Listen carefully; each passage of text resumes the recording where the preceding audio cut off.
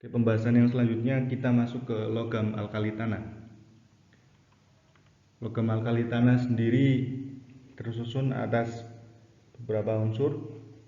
Yang pertama ada berilium, ada magnesium, ada kalsium, strontium, barium, dan terakhir radium. Untuk menghafal dengan mudah kita bisa menggunakan kalimat atau kata-kata beli mangga cari sirsak bawa rambutan, sehingga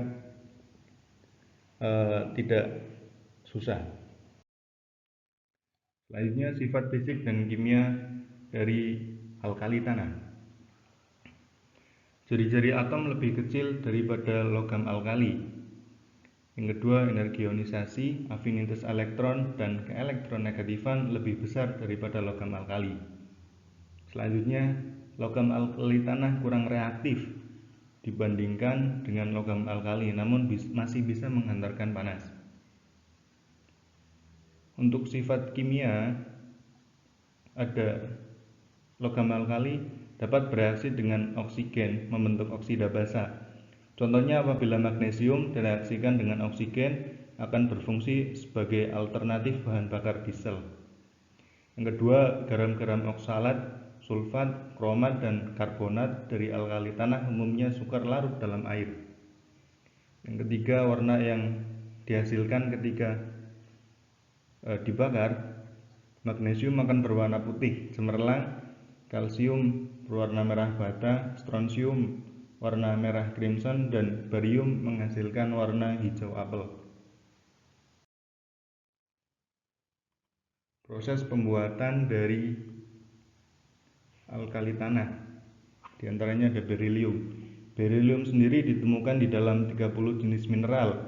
Yang paling penting diantaranya adalah bertandit, beril krisoberil, dan paranasit.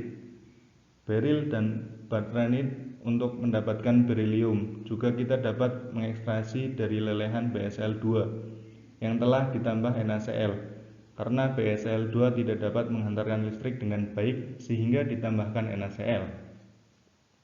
Kelimpahan magnesium di alam diantaranya magnesit, dolomit, epsomit, kaimit, hiserit, dan olivin.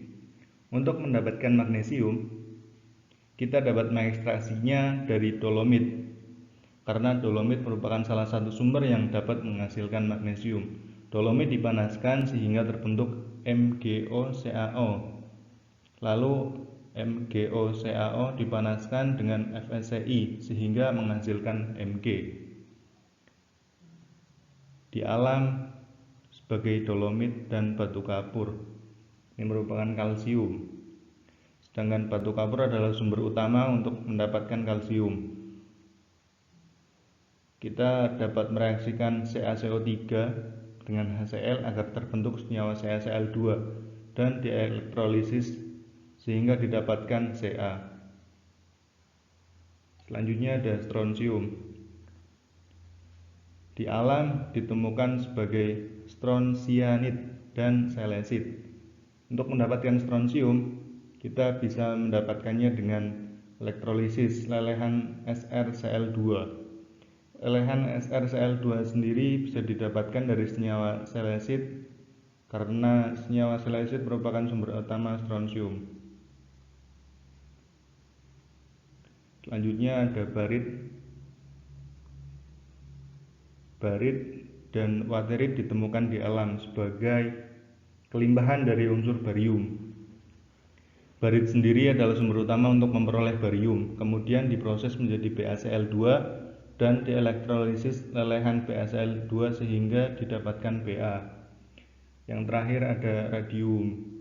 Radium diperoleh dengan mengekstraksi radium dari batuan pitchblende.